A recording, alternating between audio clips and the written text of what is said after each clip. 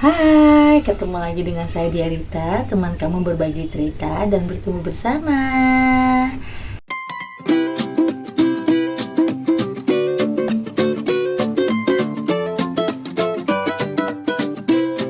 Kali ini aku mau buat video lanjutan dari video sebelumnya yang pernah aku buat tentang bagaimana cara mengajarkan anak berkomunikasi dua arah.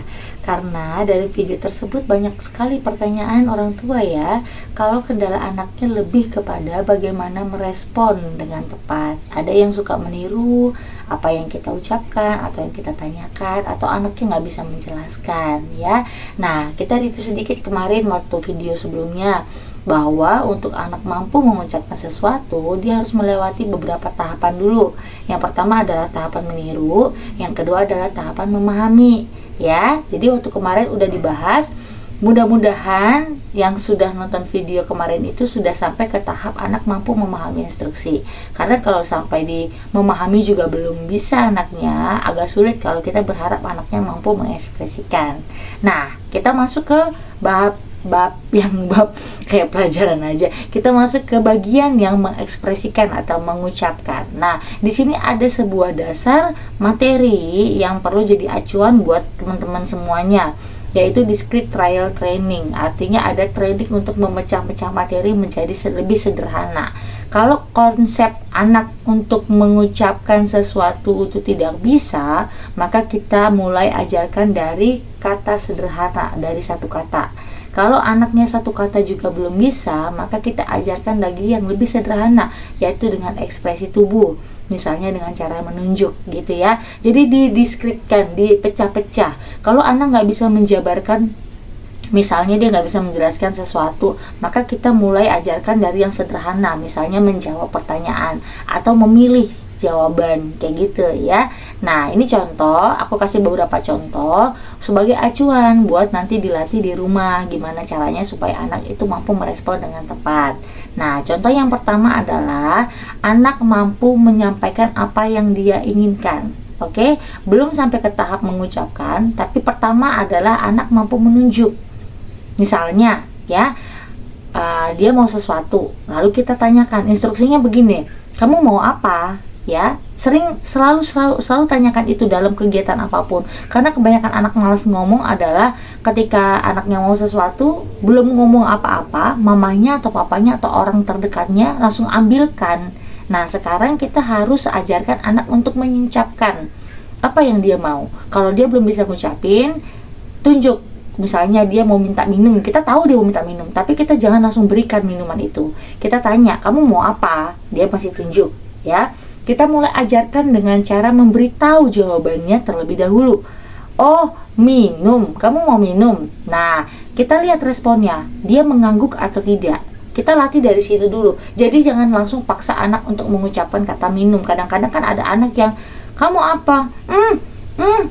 Gitu ya. Kita coba pecah-pecah. Sederhananya adalah dia mampu memberikan respon dalam bentuk bahasa tubuh, yaitu tunjuk. Lalu dia bisa mengatakan ya atau tidak ya. Contohnya, kamu mau apa? Mau minum atau mau sendok gitu kan? Mau gelas atau mau sendok? Dia sebenarnya mau minum, tapi dia langsung ambil minumnya. Kita jangan langsung berikan, kita tanyakan lagi, kamu mau apa? Kamu mau sendok atau mau gelas gitu ya. Dia bisa tunjuk, dia mau gelas. Oke, itu masih sampai tahap yang paling sederhana, dia tunjuk gelas contohnya. Sekarang kita ajarkan, oh gelas, kamu mau gelas? Iya. Angguk-angguk kayak gini, angguk-angguk. Iya. Nah, ajarkan iya dan tidak. Jadi kita nggak perlu terlalu meluas materinya, tapi mulai dari tahapan yang paling sederhana. Pertama dia bisa menunjuk dulu. Kalau dia bisa menunjuk, dia bisa bilang iya atau tidak dengan bahasa tubuh. Misalnya dia enggak gitu ya. Nah, setelah itu dia bisa bilang ini dan itu. Dia mau ini atau mau itu gitu ya. Kita ajarin lagi dengan cara tanya, kamu mau mana? Yang ini atau yang itu gitu. Dia bisa nunjuk itu sambil mengucapkan, sambil menunjuk. Oke? Lalu dia juga udah bisa bilang, kamu mau sendok ya? Enggak. Dia udah bisa bilang iya atau tidak. Di situ dulu tahapan belajar yang pertama. Setelah itu baru kita mulai ajarkan dengan cara latih Kalau kita bilang bermain peran, pasti udah tahu ya. Misalnya pura-pura lah kita sedang mengobrol dengan dia, kita tanyakan, lalu dia belajar menjawab. Nah, seperti yang tadi aku bilang ya, kalau anaknya sulit menjelaskan, maka mulai dengan pertanyaan. Contohnya memilih ya, suka ini atau ini gitu ya, atau kamu maunya yang mana gitu ya. Nanti setelah itu kita mulai dengan pertanyaan-pertanyaan umum yang sering ditanyakan orang. Oke, misalnya saling menyapa. Kayak gini, kita ajak dia duduk berhadapan, lalu kita tanyakan, halo. Terus dia kasih tangan kayak gini supaya dia nyambut, kita ajarin tangannya, bawa ke tangan kita supaya dia nyalam. Halo, suruh dia tirukan, bilang halo kayak gitu, halo. Terus ditanya lagi, apa kabar? Terus dia pasti niru nih, biasanya kan anak-anak yang punya kendala bahasa kan suka niru ya, dia jawab apa kabar gitu ya. Nah, kita ajarinnya seperti ini, apa kabar? Baik. Tirukan, baik. Nah, kita ajarin dulu dengan contoh. Setelah itu, kita coba lagi dengan pertanyaan. Tunggu dia sampai jawab 5 detik. Apa kabar? Tunggu. 2, 3, 4, 5. Tidak. Apa kabar? Gitu ya. Jadi kalau jawabannya masih salah, misalnya dia masih bilang, apa kabar? Itu kan masih meniru. Kita katakan, tidak. Karena dia kan udah tahu konsep ya dan tidak kan. Dia sudah tahu konsep benar dan tidak. Itu dulu kan yang kita ajarin sebelumnya kan. Nah, ketika kita bilang tidak 2 kali, atau dia salah menjawab sebanyak 2 kali, nah yang ketiga kita ulangi plus dengan jawaban. Apa kabar? Baik gitu. Jadi jangan langsung berikan jawaban ketika anak sedang belajar. Ini bedanya dengan konsep kita ngobrol biasa. Kalau misalnya kalau ngobrol biasa kayak gini ya, kita ajarin ya. Apa kabar?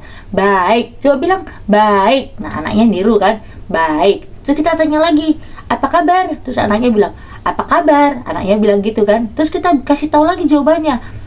Baik. Baik. Coba bilang baik. Nah, enggak. Kita buat konsepnya tuh di trial training itu seperti itu, dipatahkan, disederhanakan. Jadi dia itu tahu bahwa jawaban apa kabar itu salah gitu loh. Jadi caranya adalah seperti yang tadi aku jelasin. Pertama berikan contoh, apa kabar? Dia jawab, baik. Kasih tahu dulu contohnya pertama. Nah, yang kedua kita coba model tes ya. Apa kabar? Terus dia salah jawab. Apa kabar? Tidak. Gitu. Kalau belum sampai 5 detik dia sudah salah menjawab, katakan tidak. Ulangi lagi. Apa kabar? Apa kabar? Katanya gitu kan? Tidak. Kalau dia diam aja pun juga katakan tidak. Apa kabar? Terus dia diam aja bengong untuk selesai. Tidak. Nah, sudah 2 kali dikasih contoh pertanyaan, kita sudah tes 2 kali, baru yang ketiga langsung berikan jawaban. Apa kabar? Baik. Coba tirukan. Baik. Gitu. Udah, cukup. Jangan lagi diulang-ulang. Jadi cukup 3 kali percobaan seperti itu, ya. Nah, itu nanti kita tambahkan lagi sampai anaknya bisa menjawab. Pertanyaan sederhana aja. Apa kabar? Kemudian kita bisa tanyakan lagi, siapa namamu? Atau bisa kita tanyakan lagi, berapa umurmu? Atau kita bisa tanyakan lagi, kelas berapa? Jadi pertanyaan-pertanyaan sederhana yang sering banget orang tanyakan, itu aja diajarkan. Kalau anaknya kita kasih tahu jawabannya dari yang cara sederhana, dia akan memudahkan untuk mengingat. Jadi itu dulu awalnya. Setelah itu barulah masuk ke konteks lain. Misalnya menjawab pertanyaan dengan bahasan misalnya benda. Contohnya kayak gini ya. Kita ambil satu benda, gelas gitu kan. Gelas untuk apa?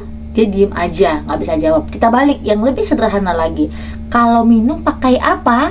Nah, dia walaupun nggak bisa jawab, tapi pasti bisa tunjuk kan, atau bisa ambil kan.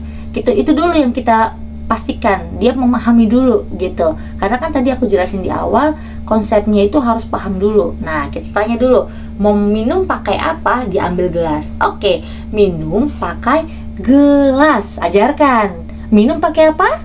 Lagi, yang seperti tadi aku sampaikan 3 kali ya bertanya ya. 2 kali ini tidak beri jawaban. Kasih tahu aja deh kalau jawabannya salah, tidak jawab. Kita ucapkan kata tidak gitu ya. Baru yang ketiganya kita kasih tahu jawabannya. Kalau minum pakai gelas. Nah, kalau udah bisa jawab, kita balik sekarang ya. Gelas untuk apa? Gitu. Jadi mulainya dari kayak gitu untuk mengajak anak ngobrol. Nah, itu kita berikan spare waktu lah untuk belajar setiap hari setidaknya 10 menit sampai 15 menit sambil floor time, sambil main ya. Karena disitulah anak belajar untuk mengerti apa yang harus dia ucapkan gitu loh. Nanti kita bisa kembangkan lagi pertanyaan-pertanyaan lain yang bisa kita ajukan lebih panjang lagi gitu loh. Tapi kuncinya adalah ingat di skill training, jadi dibuat lebih sederhana. Kita lihat kemampuan anak, mampunya sampai mana. Baru kalau udah mampu sampai menjawab pertanyaan sederhana kayak fungsi benda atau melakukan kegiatan, dia bisa jawab sedang apa. Misalnya kamu lagi ngapain? Kalau kita pakai gambar, ini lagi ngapain gitu kan, lagi makan, lagi tidur, itu kan jawaban singkat ya. Sekarang kita bisa balik dengan bentuk menjawab atau menjelaskan gambar. Coba ceritain gambar ini gitu. Jadi mulailah tambah lagi kesulitannya atau penjabarannya secara bertahap. Kira-kira ada bayangan kah? Boleh coba kasih komen deh supaya aku bisa punya gambaran apakah penjelasan aku mudah dipahami dan mudah dipraktekkan ya sama teman-teman semua. Dan kalau misalnya oke, anaknya mau diajak untuk belajar dan dirasa oke nih anaknya udah mulai ngerti, nanti aku mau buat video lagi untuk contoh materi-materi lainnya. Oke? Share video ini kalau bermanfaat. Salam sehat and see you.